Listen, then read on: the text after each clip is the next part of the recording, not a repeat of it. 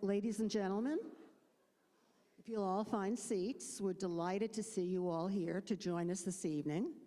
To my right is Phyllis Dankberg, who's co-president with me, Elisa Lazarus, for Women of TEC. And it's, oh, applause. All right, and it's our pleasure to introduce Jill Rosenberg, who will be doing the program tonight on the ever-present past. And Rabbi Auerbach will be with her doing the program. You all know Rabbi Auerbach, so, okay? Thank you very much. We're going to start with this short clip.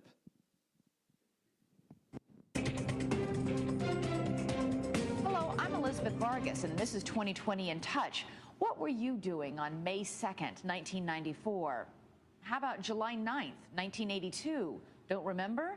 Well, Diane Sawyer met a woman who remembers every little detail of her life, day by specific day. Sound amazing? Well, it turns out to be a strange and mixed blessing. Princess Grace dies? September 14th, 1982. That was the first day I started 12th grade. Oh, wait, September 10th, 1982. What happened on that day? Princess Grace died yesterday, it says. So September 10th. Well, that night might not be right. That's happened before. Yeah? Mm-hmm. When did it happen? It happened a few days later, on the 14th. And you've corrected these books before? Mm-hmm. The book is wrong. What? The book is wrong? I told you. Because I know what I was doing that day. I literally started 12th grade that day and came home from school and found out, and I was really upset. So I know this is very hard to do, but tell me, try to convey to everybody out there who can't imagine this, what it's like inside your head, just every day. I am in the moment, but I also have like this split screen in my head. So split screen, you're here with me on one side of the screen, and on the other side of the screen are very vivid images going by. What's happening right now? Is it, you're remembering what you were wearing, you're remembering Everything. the emotion? Everything. I always explain to people, like, I'm walking around with a video camera on my shoulder, and every day is a videotape. So if you throw a date out at me, it's as if I pulled a videotape out, put it in a VCR, and just watched the day as it happened, like from my point of view. We hope you'll watch 2020 on the air every Friday night at 10 o'clock, 9 o'clock Central.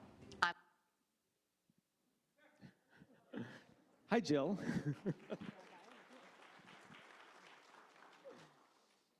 It was a really good idea to show that video because I love that you're correcting Diane Sawyer. I love that you're correcting the encyclopedia. And at the same time, now I feel really strange that I'm following Diane Sawyer in talking to you. When we interviewed you to work here, you remember what day it was? No? Okay, yeah, she does. When we interviewed you to work here, you mentioned that you, and I said, I heard a radio program about this. It was on This American Life, and you got, that was me. It's like, wait, that was not a radio program about somebody with a really good memory. That was you. And I went back and I listened to it, and it's you. And on 2020 and on Good Morning America, and we won't mention Oprah because that was a, but like, and on all of these, that was you. And then today, I went into CVS to develop some film, which turns out that's still a thing, but it takes 4 to 6 weeks. And at the checkout counter, there's one magazine on display. What magazine is on display at the checkout counter? The National Geographic on memory. Turn to page, is it 38? 38. And there's a picture of you. Which is, I mean, we should note, if you pick this up, it's at all your stores, it's right there. But when, just when is this from? The original article was written, well, the original interview was in June of 2006. So every time National Geographic or Time Magazine or any magazine does an issue on memory, I'm always in it. and so they rehashed the article. But the only thing they changed is my age. But they did get my age. They got my. I was 40 when I did the first interview, and here they say I'm 57, but they got that wrong. So. Right, because she's not 57, she's 11 years from 70. Right. That's how she explains it in our office. All right, so everybody can probably remember certain days. You remember your anniversary or your birthday. We're hoping that you remember these things. There are other dates that stick with us that we could just say September 11th or October 7th, and we know what happened on those days. People of a certain generation can say what they were doing when they heard JFK was killed. You remember every day with that level of clarity. Yes. So we're going to test you. I was thinking about on your way in that everybody should write down a date or a world event from the last 50 years and just we'd pick them at random. All right, so here's some. When was Osama bin Laden killed? Wait, first, does anybody else know? You remember where you were? All right. When was Osama bin Laden killed? May 1st, 2011. It was a Sunday. Okay. If you Google it, just letting you know, it's Pakistan time, so it's May 2nd. But yes, May 1st. Well, I heard Right, it's about it. your life. In the same way that you've said that. Princess Diana. Okay. Like in all written text, it says August 31st, but in California, we heard about it on August 30th because Paris is, I don't know, 10 However many, hours ahead or something. So May 1st was the night that I heard about it. Right. You remember what else happened that day? I was at a Women of Wise event at Susie Remo's house, and we were dancing, and it was Mariano's wife was there teaching us how to dance, yes, Cece. And I got a really bad sunburn that lasted like the entire summer. I'm sorry. All right, when did All in the Family go off the air? On Debbie and Scott's wedding anniversary. So she just added a layer to it. August. You were not, August 8th, April 8th, 1979. yeah, that was. It was the week of Passover, All right, and I was in the 8th grade. all right. And I got my first pair of topsiders. All right, Yeah. all right. Tell me about my birthday. You were born 4 days before I left for college. And it was a Tuesday, and I was supposed to be packing for college, but I was too busy running around with friends and a boy that I started dating. And I had actually gone to Hamburger Hamlet that night for dinner with him and had French onion soup. All right, my parents are in the room. Could you tell me what you had for dinner the night that I was born? Do you remember what day of the week it was? Maybe you remember what day of the week it was. It was a Tuesday. It was a Tuesday.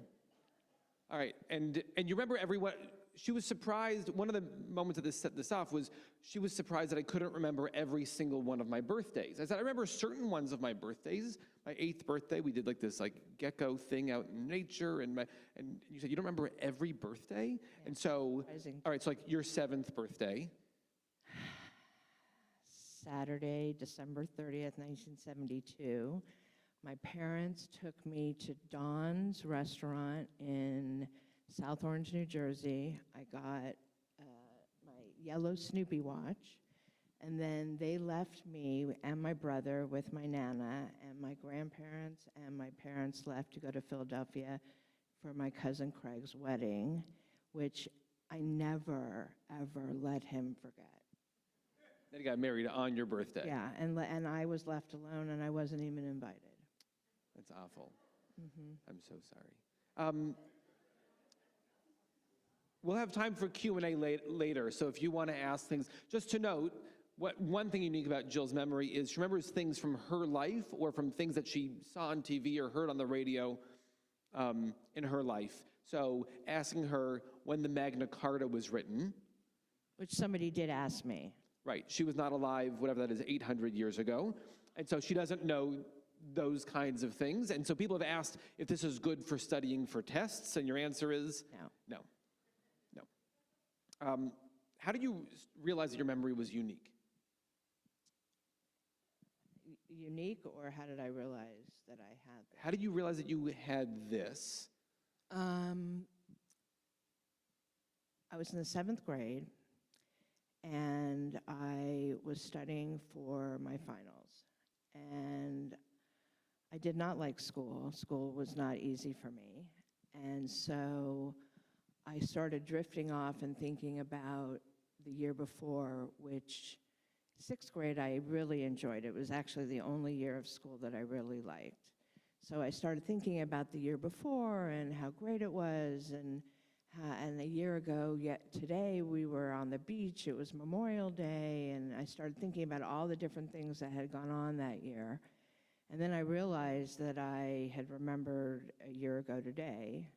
And then about 2 months later, I was on the beach with a friend of mine, and we were in Paradise Cove eating ice cream cones, and I said to her, you know, we did this same thing a year ago today.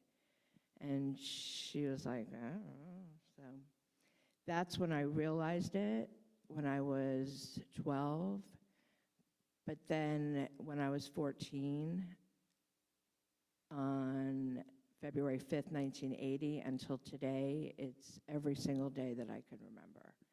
But my first memories are in the crib, and I can tell you a whole host of things from the time I was a baby until I was 8. And then when we moved here when I was 8, it sort of, I feel like, and I told this to the scientists that study me, I felt like being taken from my life in New Jersey and being brought here, it sort of, I don't know, I felt like my brain snapped, and all of a sudden everything started to look clear like a calendar. So the first half of 1974, I can tell you things, but I couldn't tell you what days things fell on. And that started in July of 74. So from July of 74 until now, I could tell you any day of the year, the week, whatever day.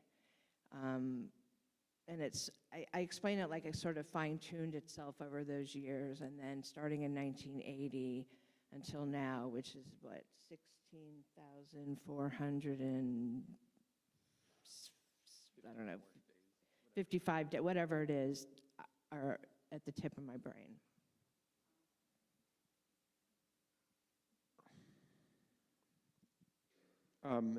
Tell us about how you then got in contact with Dr. McGaw at UCI. So I had known about the internet. I just never really got onto the internet until John F. Kennedy Jr.'s plane went down. And that Monday after, I got on the internet because I wanted to just kind of keep up with the news. And it was that week that I realized that you could find anything.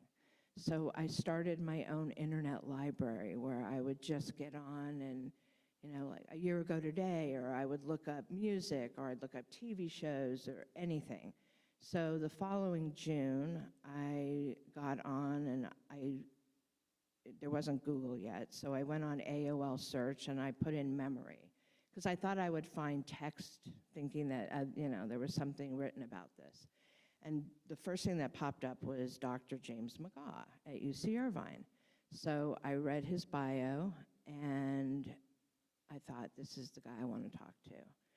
And I wrote him, I spent about 3 days writing an email, and I sent it to him on June 8th, and not thinking I would hear anything back. And within 45 minutes, he wrote back to me.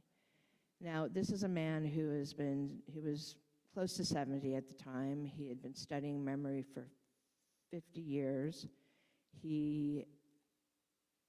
I didn't know it. I didn't know how important he was in that world. They named a building after him at UC Irvine a year and a half after I met him. So when he answered me, he he didn't really understand what I was talking about. And so because I wrote this whole long email to him, and he said, well, I can direct you to talk to somebody. I don't know where you live. I said, I live in Los Angeles. I don't want to talk to you. So he invited me to come down a couple weeks later.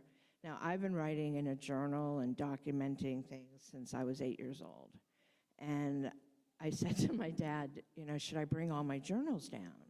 And he said, no, don't scare him like that. So I brought a bag of journals, and he met me outside of his office. We went upstairs. Now, being a scientist, he was a little skeptical of all this. So we went upstairs, and he pulled out the book that Diane Sawyer had. It's called The Chronicle of the 20th Century. And the first thing he asked me was, when was the Iranian hostage situation? When did that start? And I told him, and he said, no, that's not what it says here. And I said, well, that's wrong. And he looked somewhere else, and it turned out that the article that had been written was from like the next day. So I was right, and he pulled out my journals and started quizzing me. And we went to lunch, and when we left, he said to me, I'm going to have to go home and kind of get my gray cells to figure out what I just saw.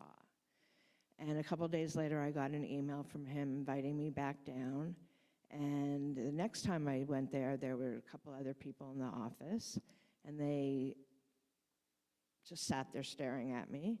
And we talked, and I explained again. And then the next time I went down, there were more people in the office staring at me. And they brought in a neuropsychiatrist who then started testing me. And I spent every other weekend going down in the summer of 2000. And in February of 2001, they had me come down, and they had like a 2-page summary of what they thought they saw. And they asked if they could study me, and I said yes. But it wasn't until 2 years later, because I sort of came out of nowhere, and they were sort of busy. So it took about 2 years before I went back down and signed papers, and they started to do a lot of testing and interviewing, and they did brain scans. And when they sent the brain scans down to Harvard, and then 2 people came about a year and a half later from Harvard. And at the time, I feel like, I don't know, not that they didn't believe me, because they had proof of all the things that they were testing, and I was showing them, that I knew all this. But there was actual proof in my scans that my brain was different. So the room erupted, and everybody was freaking out, and I had no idea what they were talking about because they were using big words. So I asked them to talk to me like I was 5, and they took a diagram, and so here's everybody right here, and I was sort of over here by myself. And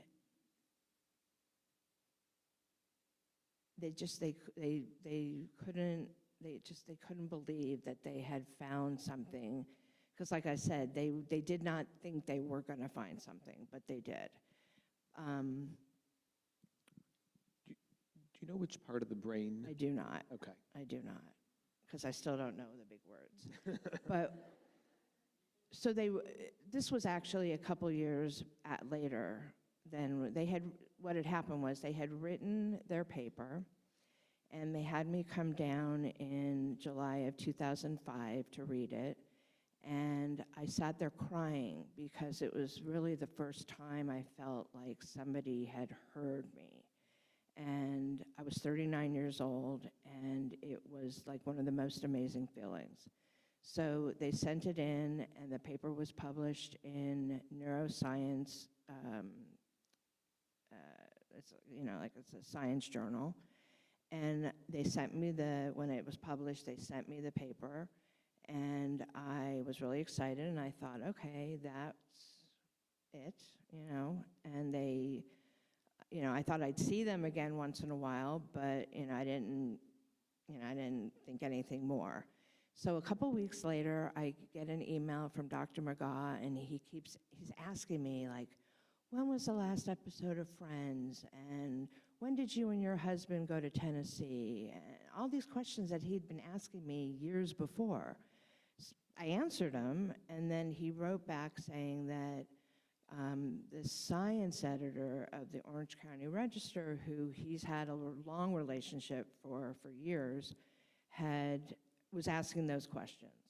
So the science editor just happened to come by one day, and he said to them, "What are you guys working on?" And they said, "Oh, come, we want to show you." So what he did a couple days later was he wrote an article about the paper that they wrote about me. And I read the article at like 10 o'clock in the morning on March 13th, 2006. And an hour and a half later, Dr. McGaw's assistant called me, and she said, "Jill, the whole world wants to talk to you." And I completely freaked out. And I got on the internet and I started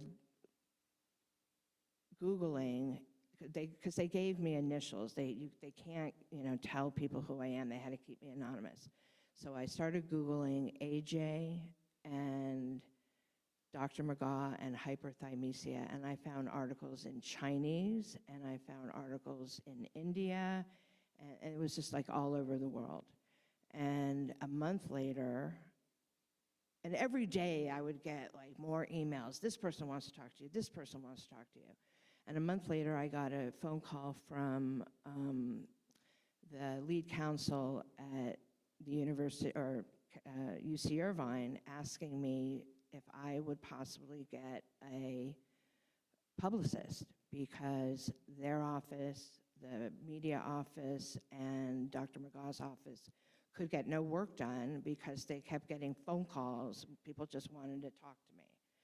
I actually was going down the next day because as a favor to Dr. McGaw, I was doing an NPR interview. And when I got off the phone with them, I thought, oh, publicist. So what I did was I went home and I got a new Yahoo email. I made up a name, Elise Addison. I gave Dr. McGaw's assistant this email address, and I said, just email Elise. She'll take care of everything. And nobody knew that they were talking to me. I was Elise, and for a year, everybody thought they were talking to this woman, Elise, and Elise would answer all the emails, and then I would answer, get on to the email after, and there were like literally 10,000 emails that I had to go through. And I weeded out and weeded out and weeded out, and I wound up, because everybody wanted to tell my story, and I wound up with 5 people. I wound up with Diane Sawyer,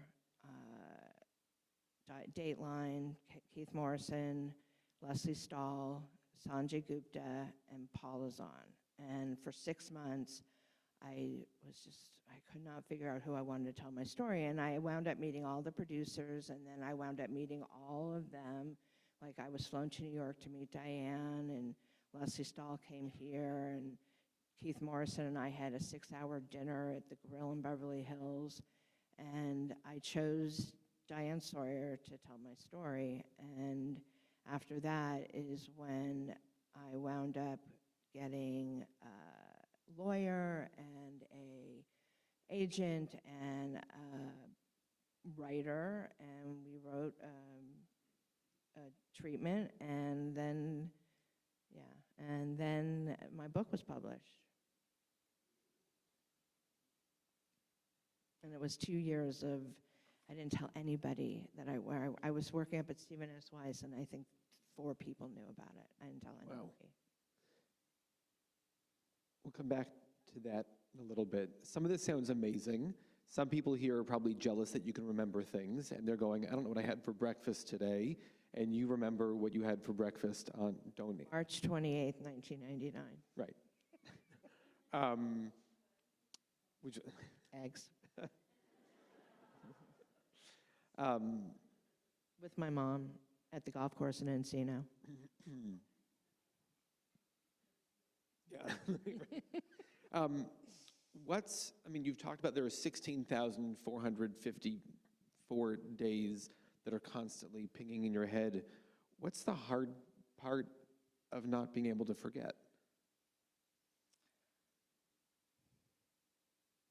So there's a reason why memory works the way it does and how it fades and you're able to move forward. And I don't have that luxury. So not being able to forget not being able to forget all the amazing things is amazing, but then not being able to forget all the horrible things that go on in someone's life is, hard. It's hard, and in some respects, it's hard for me to move forward because I'm stuck in the past all the time. Like, I'm in the present moment here, but I am also stuck in the past. And it's there, and that's why there's a reason why memory is the way it is, so that you can move forward in your life. And I don't have a choice because time, you have to move forward with time. But in a lot of respects, I feel like I'm kind of stuck in a ditch somewhere because I can't move forward. I spoke about it on, was it Rosh Hashanah? Second day?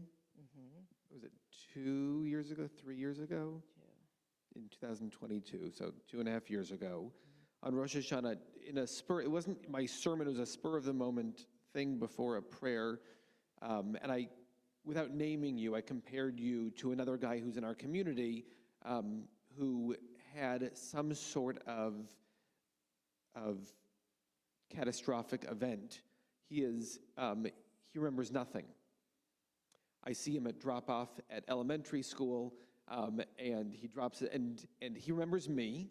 Hello, Rabbi, I get every day. But he doesn't remember anything else. To the point where to drive anywhere, he has to write everything down just to get to where he was going. And there was a time he was at a restaurant, and he ordered food, and the waiter said, "You just ate." And he didn't remember that.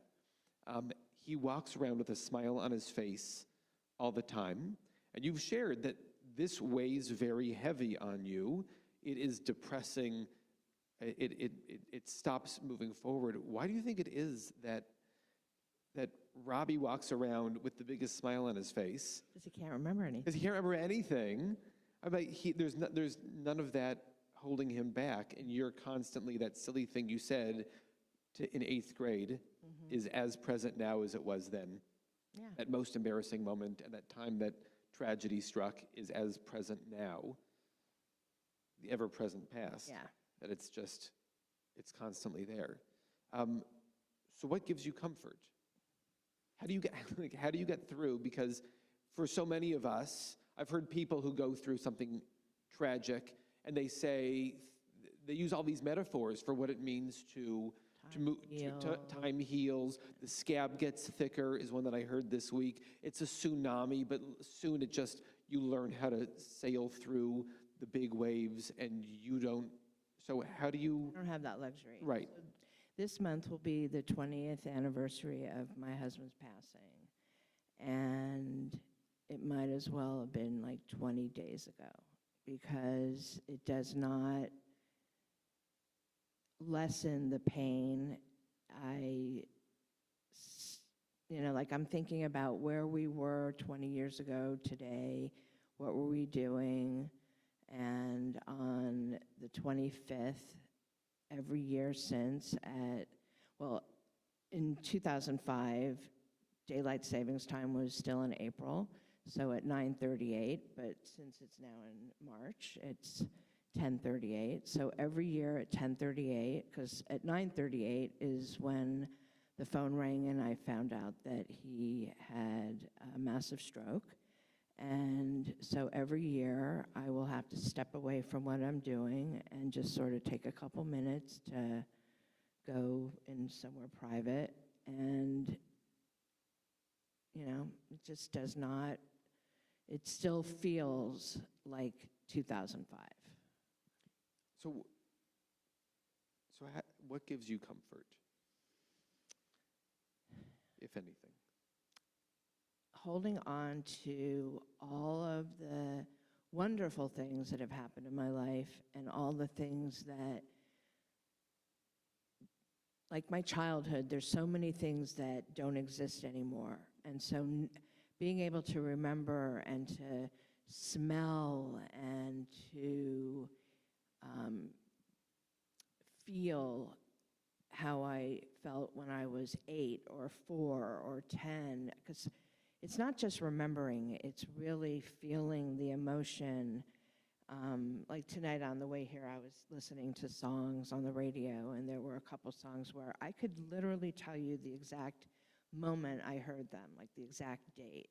So not just the date, but I can just go into feeling like how I felt on that day, what it smelled like, what it felt like, you know, who I was with, and get into that place, like into those shoes of 1983 when I was 17. And it's those kinds of things that give me comfort.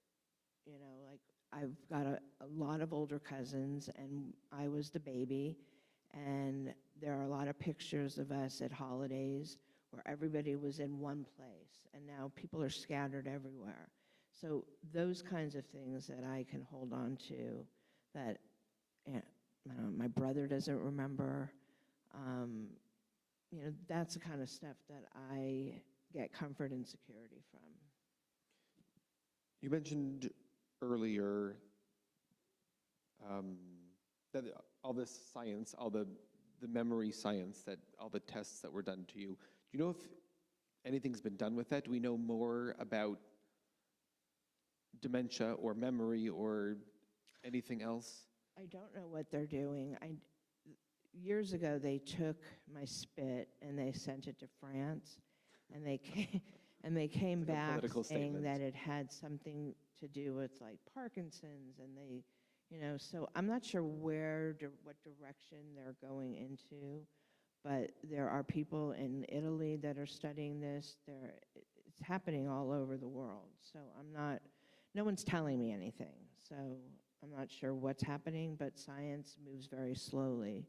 So 25 years ago is when I reached out to Dr. McGaugh. I actually thought I would have an answer that day. I really did.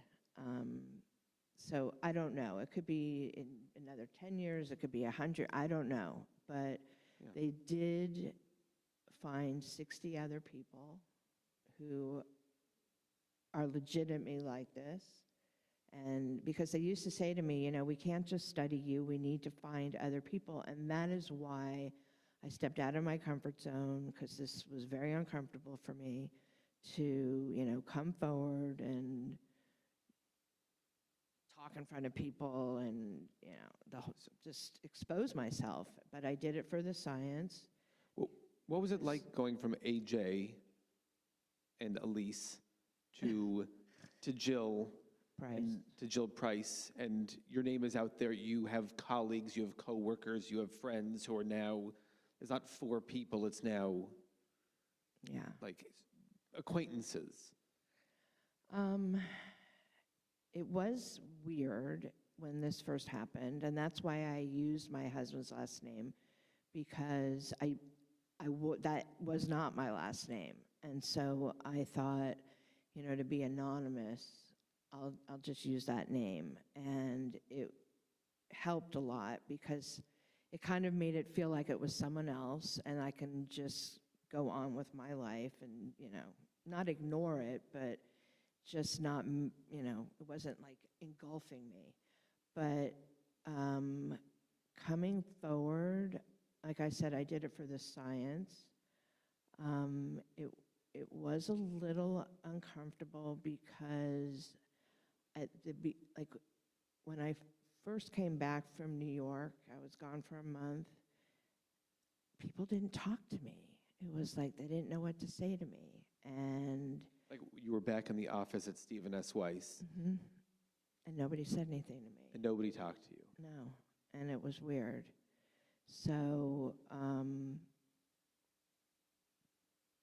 I felt really bad about that, you know, because I really wanted to talk about it. But I think because I didn't talk about it for 2 years and kept it a secret and then left for New York, and, you know, I told a couple people, so the day that I was on television, they were watching it.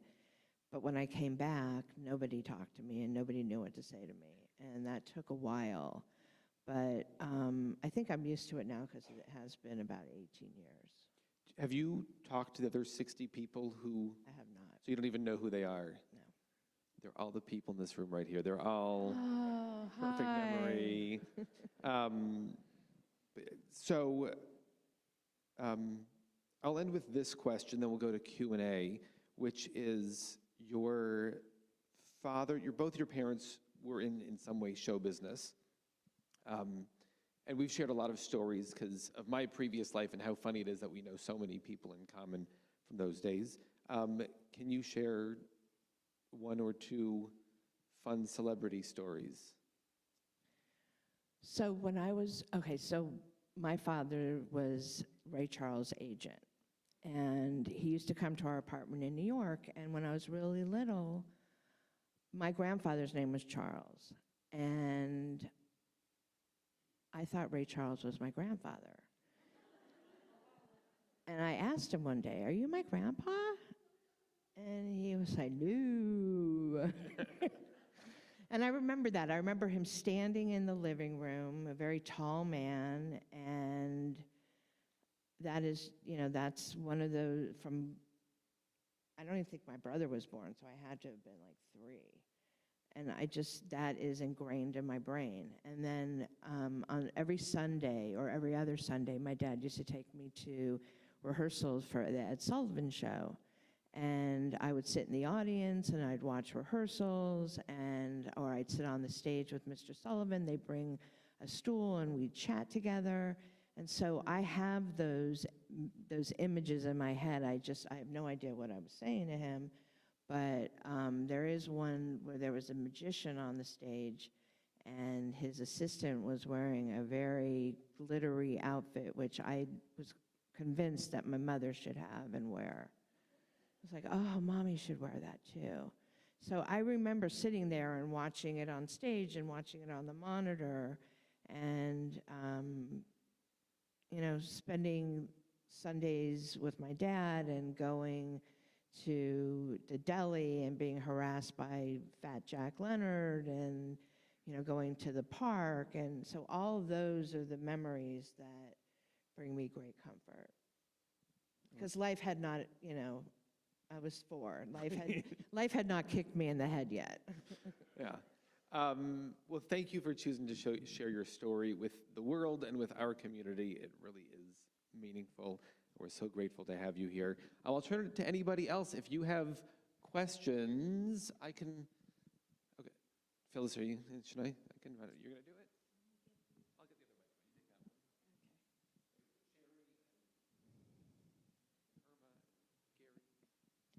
mic. I have two things. First of all, so you said you weren't great in school or whatever, but and these are things like every day that you're living through.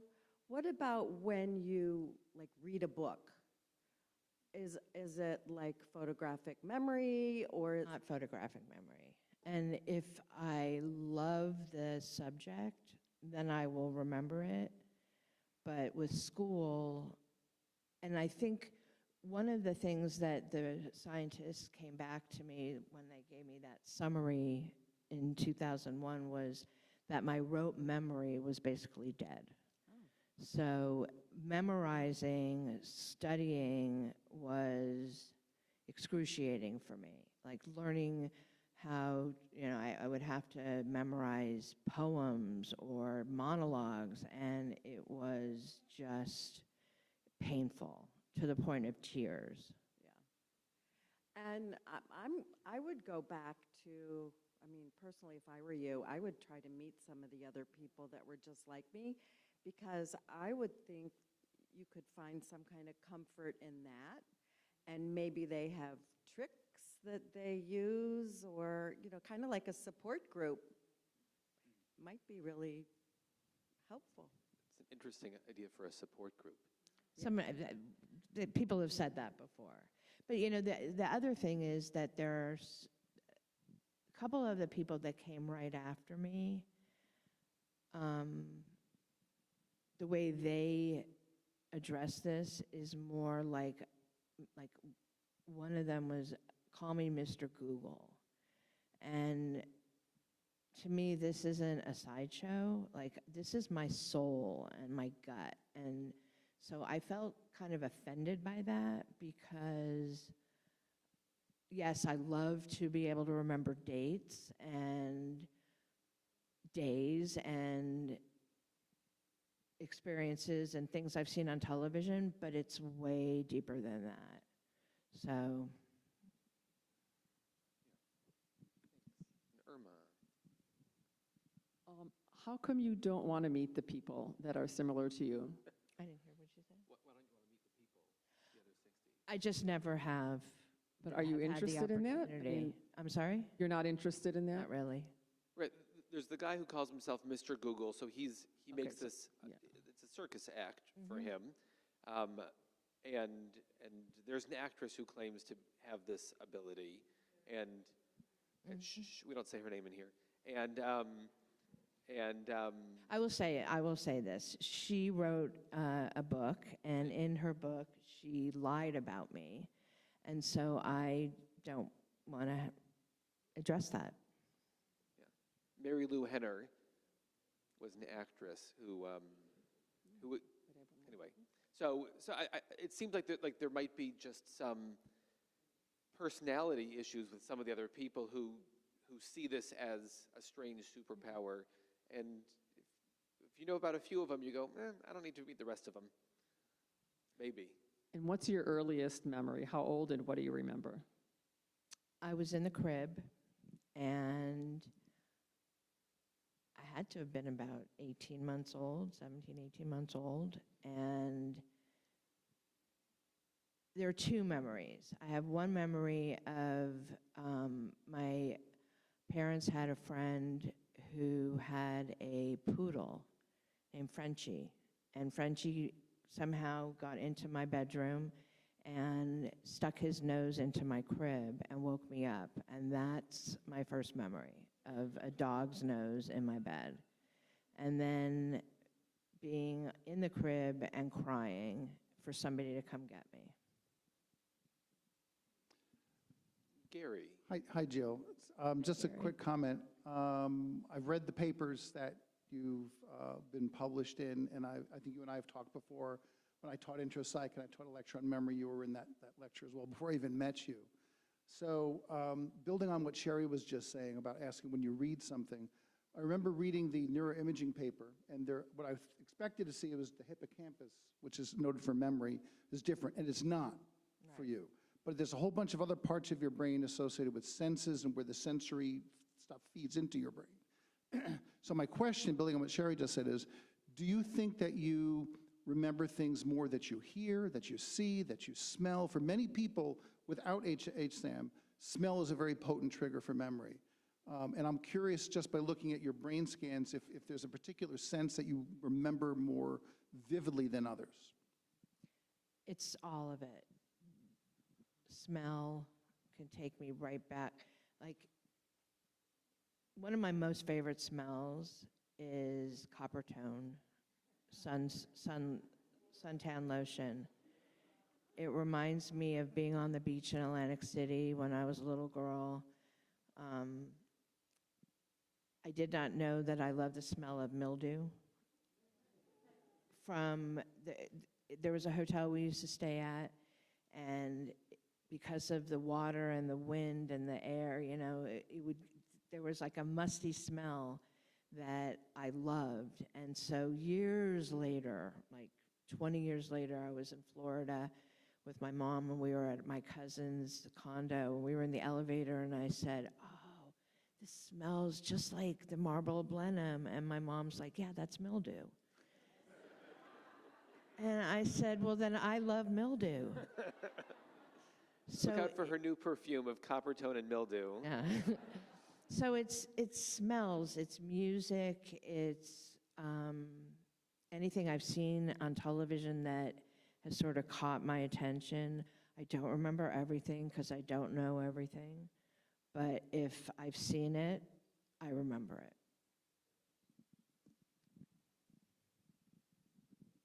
Do you have any trouble going to sleep, or do these thoughts just keep coming through that you can't settle down and find a calm moment? I have a terrible time sleeping. I do not sleep well.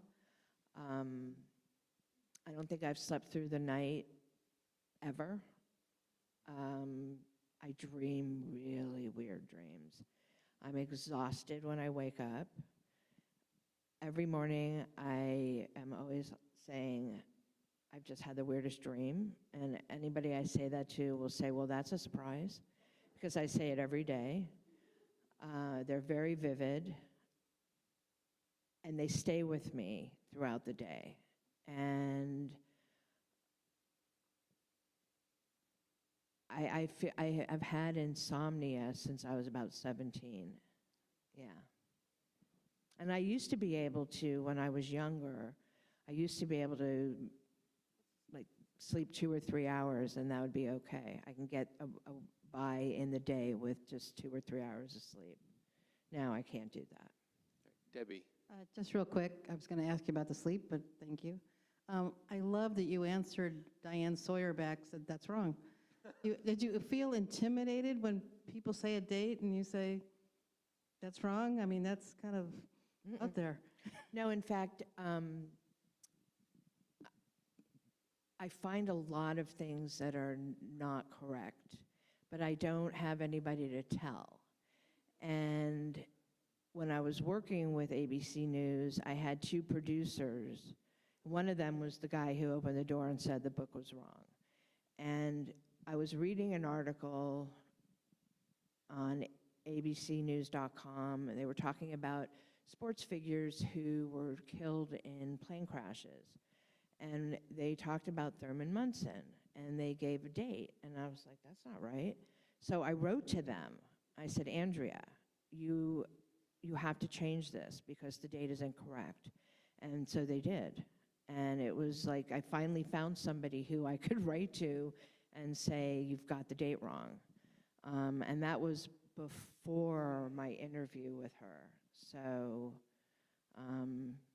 yeah, I'm not intimidated. I will tell people that they're not right.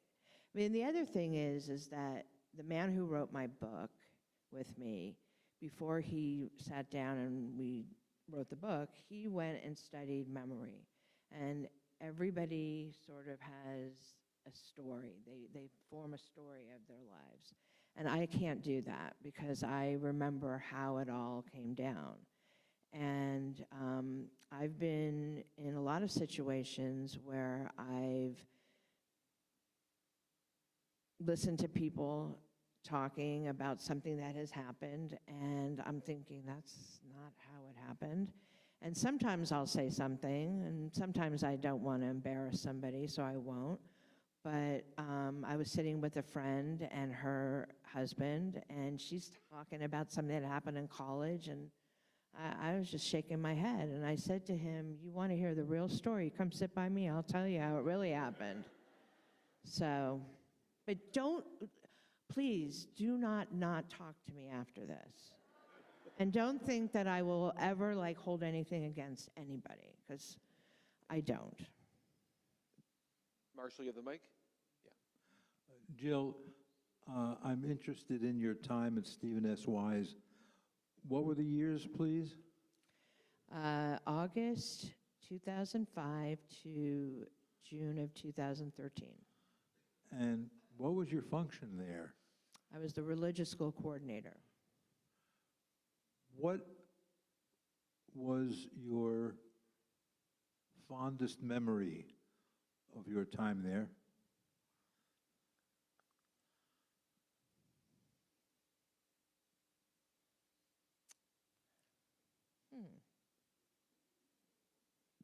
Oh, good. I'm going through all the, well, you know, this is funny. So when I started there about 4 months after my husband passed away, and I worked for 3 directors in the religious school, and the first director was there. When I started there, she was pregnant, and she went on maternity leave, and they said to me, oh, by the way, you're principal. So I was principal for about 3 months, and this happened. The article was written about my memory while I was principal. So I guess the spring of 2006 was I think my favorite time there. Thanks. Ronnie.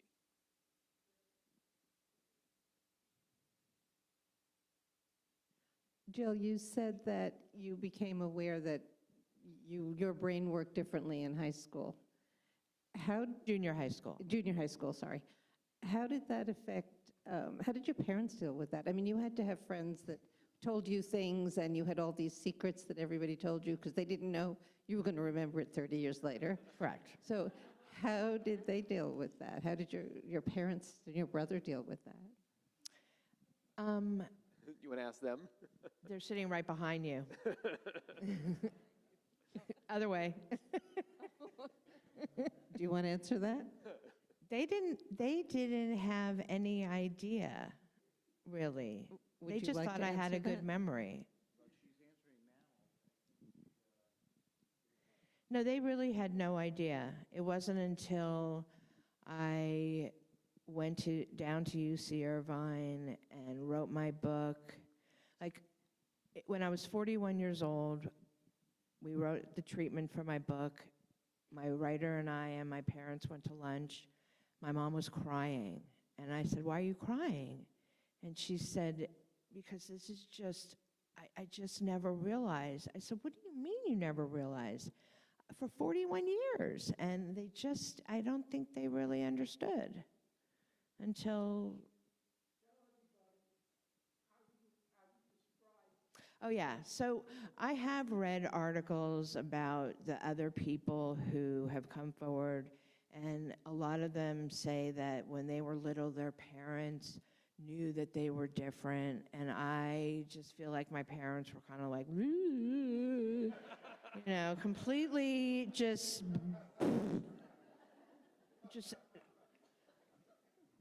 But I mean, for like, in reading your book, there are so many things you're like, and I remember this, and I remember, and I was thinking, I remember those things too. I could like list all of my friends' phone numbers from when I was a kid and things like that. Then you should go down to UC Irvine. No, but clearly, like, yours is beyond that. So when people come forward, they go, I remember these things. You go, okay, I just have a good memory. And so from May of 7th grade until 39 years old, it's almost like you don't know how extreme it is because you don't live in anybody else's head. Well, see, so then, like, all of a sudden, your parent, like, at some point, you're 41, they go, oh, this is real. No, but my friends knew because they would call me randomly. They could be, you know, across the world or at a party or wherever, and they would call and say, when did we go to Disneyland? You know, I was their go-to person to help them remember what their lives were. So I always say, if you guys were in my life for years, I'd be able to tell you where you were, what you were doing, you know, et cetera, et cetera, et cetera. Not that this holds a candle to a rabbi, but is that Diane Sawyer interview available to watch? Yeah. I'm sure it's not as good, I promise. Oh, no, sure. On YouTube, and so I don't know, a month ago, you know what day it was, I went through and I watched the Diane Sawyer, there's a longer one. I didn't find this one at first, and I re-listened to the part of This American Life, and so it's all pretty searchable. Jill Price. Yeah.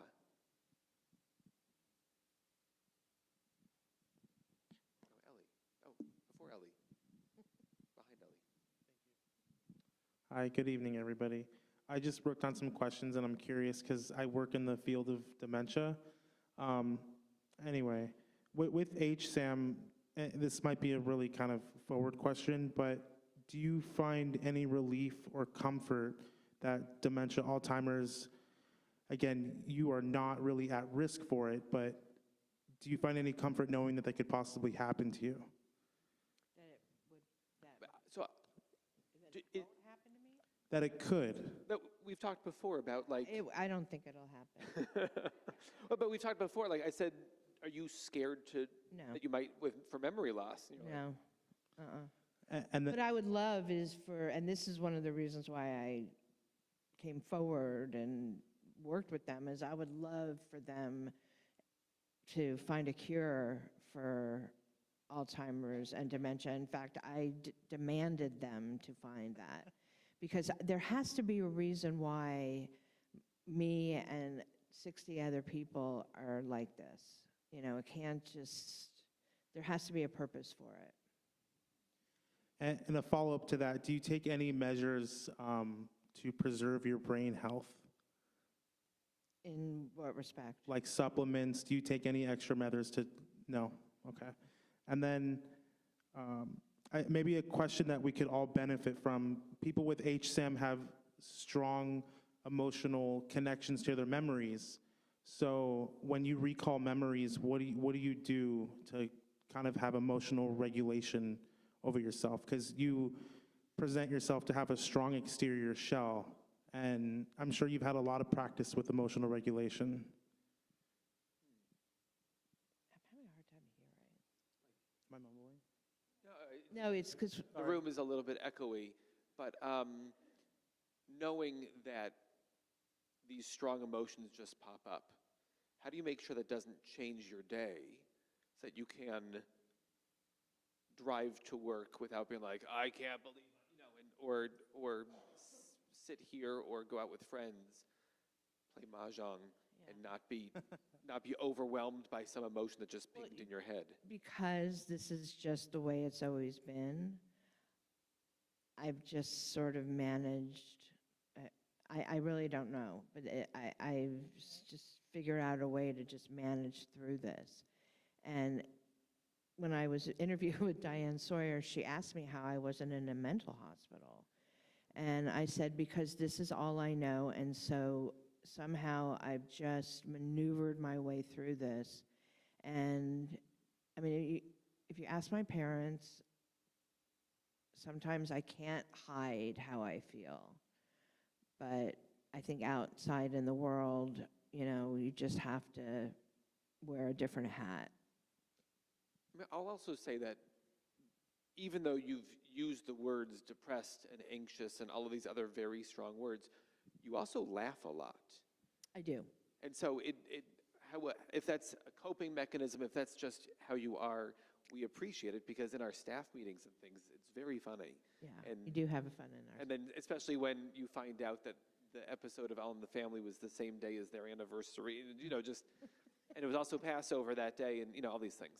So yeah, if you have more, by the way, maybe you guys can find a time to talk, because if you're in the world of dementia care, it might be interesting instead of doing. Yeah, if you have a moment afterwards, I'd like to pick your brain. All right.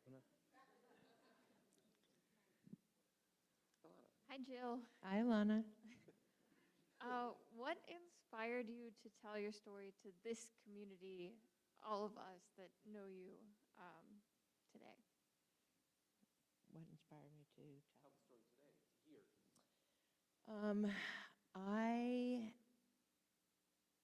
I actually, from about, okay, so the first 5 years after my husband died, I was sort of in a fog, and this was also happening at the same time.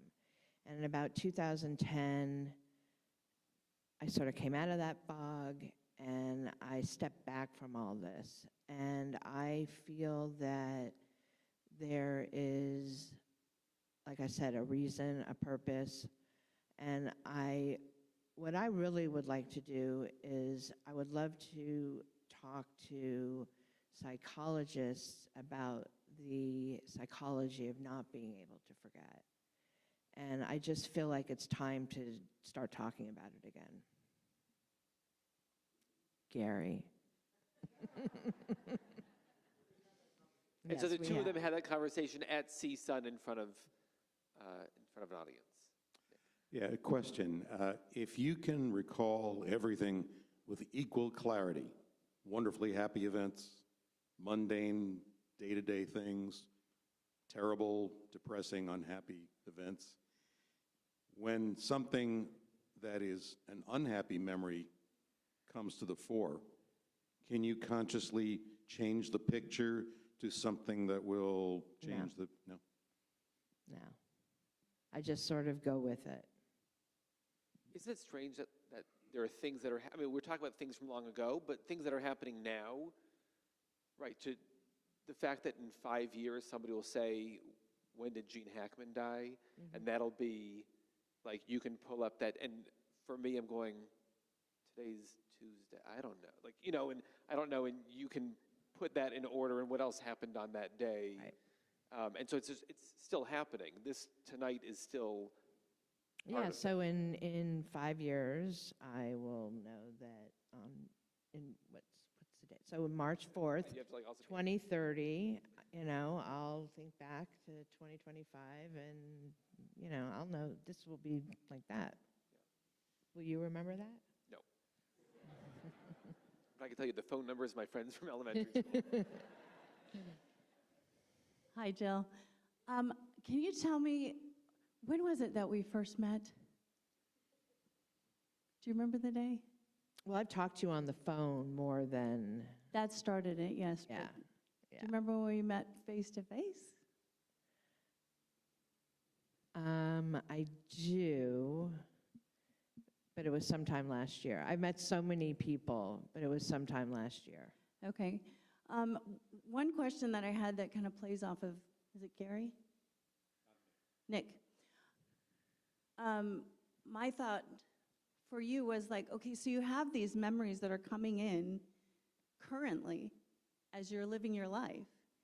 I mean, where does the storage stop and begin? And Right. like when you wake up in the morning, is it a reel that starts from birth and starts going forward, or No, it's just random. random videos that pop up and it might get flared by a sensory or a Song or Song like I sit at my desk, I have my radio, and I could go from decade to decade to get decade, depending on what song it is, and I'll go right to the day that that song reminds me of. But what I usually do, because what it is, it's like a Rolodex. So today's March 4th, and I'll go all the way back to 1974, and I'll start flipping, March 4th, 1974, 1975, 1976, and I'll just think about all the things I did on these days. So that happens every day. Okay.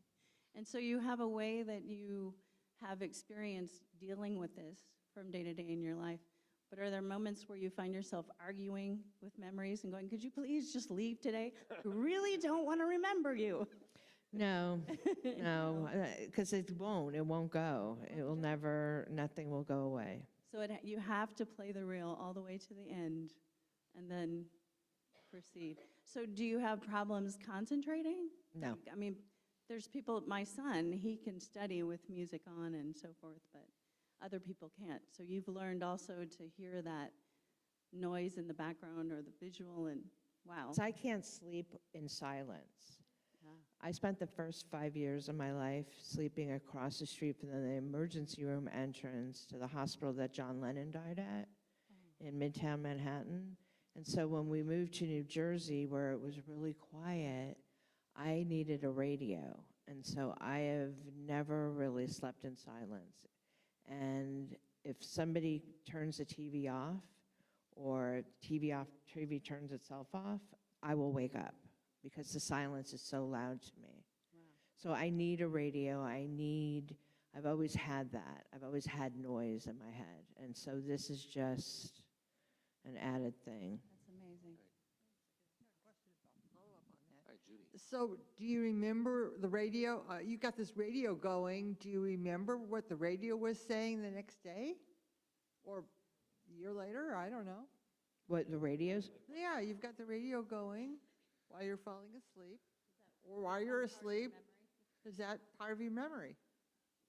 Like which songs in which order? What? Are you asking like if she remembers which songs in which order? Not necessarily, but just generally what you heard.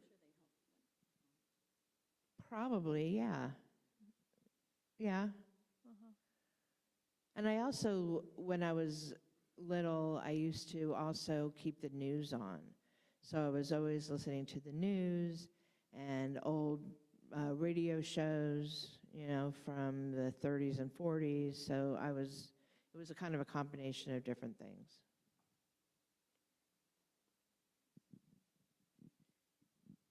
Is it on? Yes. Hello. I have two questions, if that's okay. So first one is that you talked about wanting to help find the cure for dementia.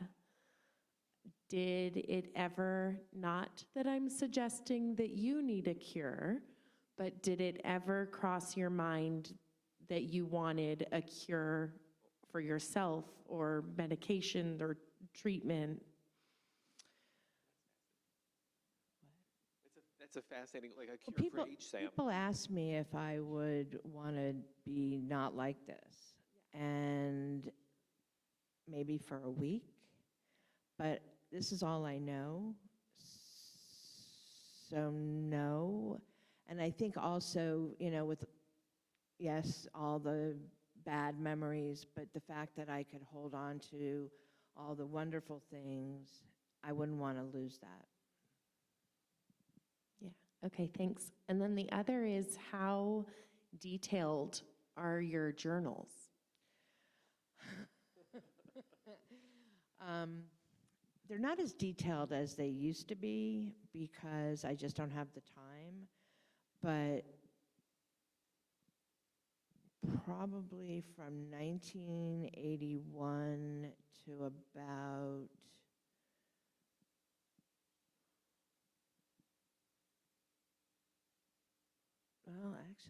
about 2020, they're really detailed. And back in the 80s and the 90s, I used to write like really, really little so that I could get everything in, and it was every little thing. Now I just write things that will, trigger so that I have like the important stuff, so I'll be able to remember it. Just because people would ask me like, why do you need to write it down when you have it all in your head? And I don't really know why, but I just feel like I need to have it documented. It has to be tangible for me. And so even if it's just a couple words, but back years ago, it was pages and pages and pages and pages and pages of journal. You give like a whole, in her book, you can read her book, you can find her book. Debbie, do you get the last copy of it, or there's more copies?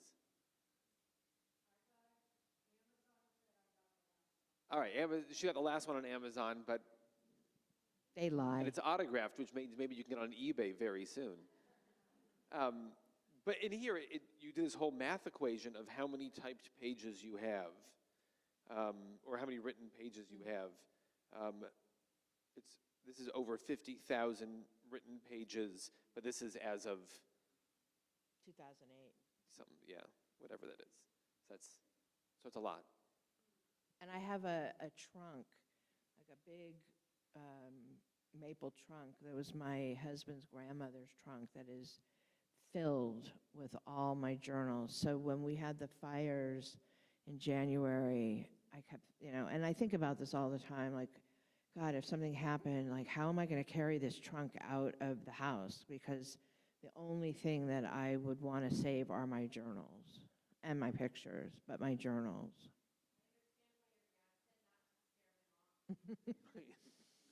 Yeah, I mean, I really thought I should just take everything. And he said, no, that would be crazy.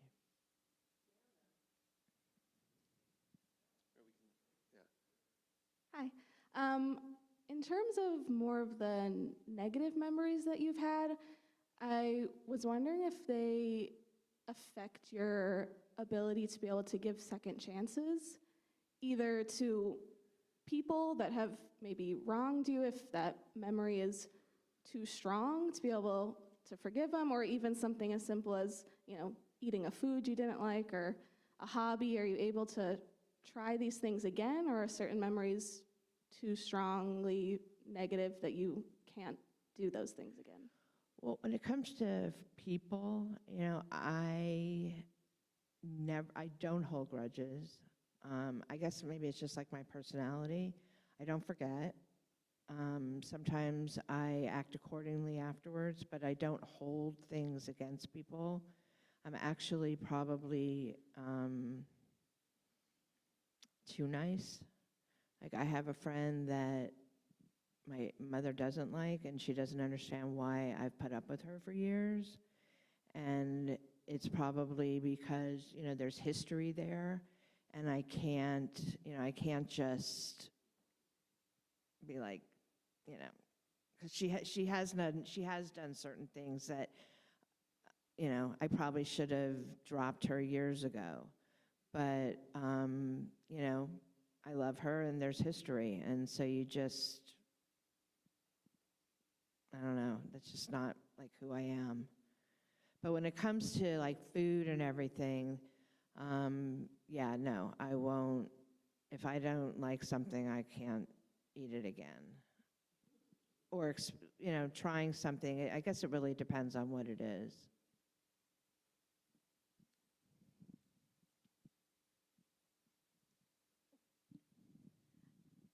Yeah, what I did wanted to ask you is, you say that you have dreams that you don't like, but is those dreams is part of what you have remember?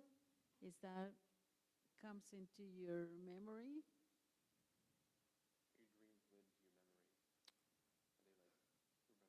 Sometimes we No, they're like just crazy things. Like, it's like movies, they're really, I don't know how anybody else dreams, but they're very vivid, and they're like played out stories. But it's not places that you would think that you've been there before. No. No? Mm-mm. It's interesting. Judy and Steve and Joanne and Ruth. Has anyone studied your genetics or genes? Is there something different that you have in your genes that most don't? No. That would be interesting, though. And nobody else in the family, this is for your family, and nobody else in the family has, maybe not, obviously not HSAM, but very strong memory? No.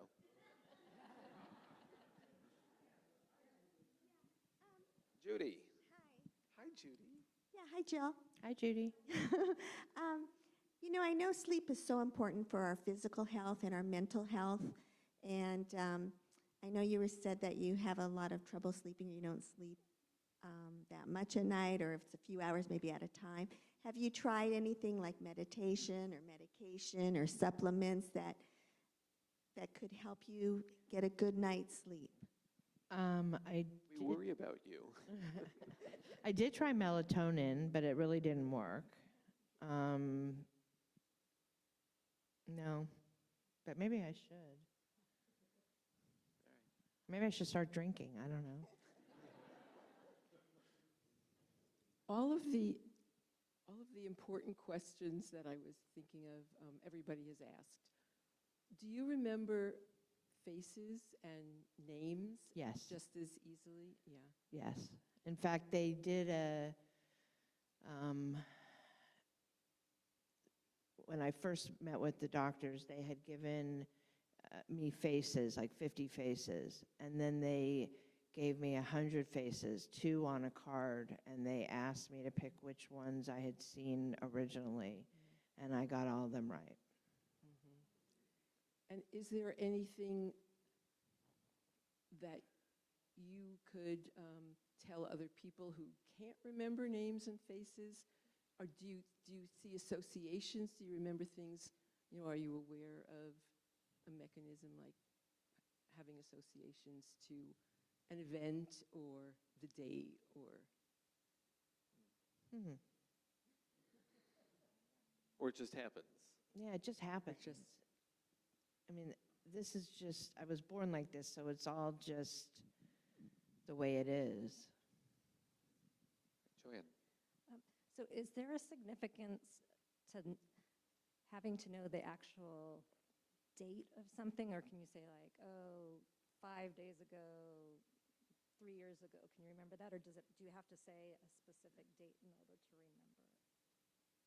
Say that one more time? Do you have to remember, does somebody have to say an actual number of a date in order to remember? Like, do I have to say December 2nd, 2002, or can I say, oh, do you remember what happened 3 years ago last Friday?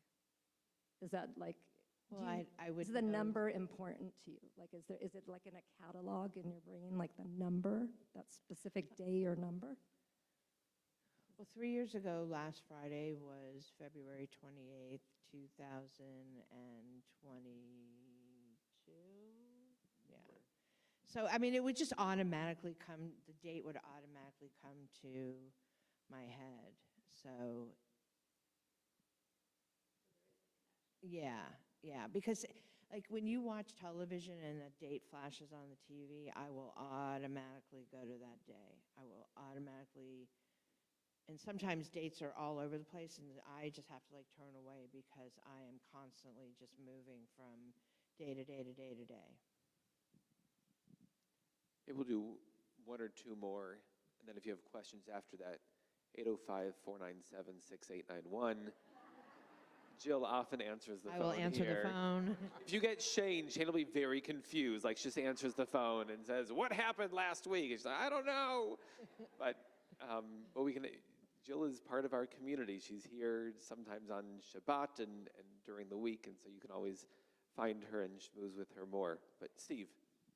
Is it on? Yeah, okay.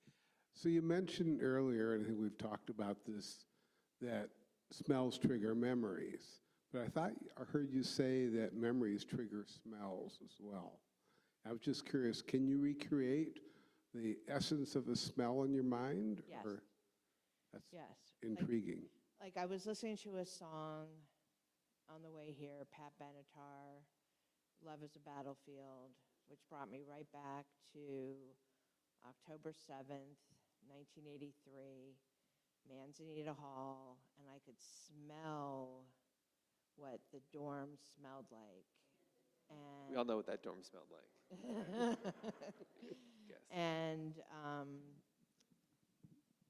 what the fourth floor smelled like with all that terrible men's cologne. And, so yes, I could, like sticking my feet back into being 17 and smelling all of that.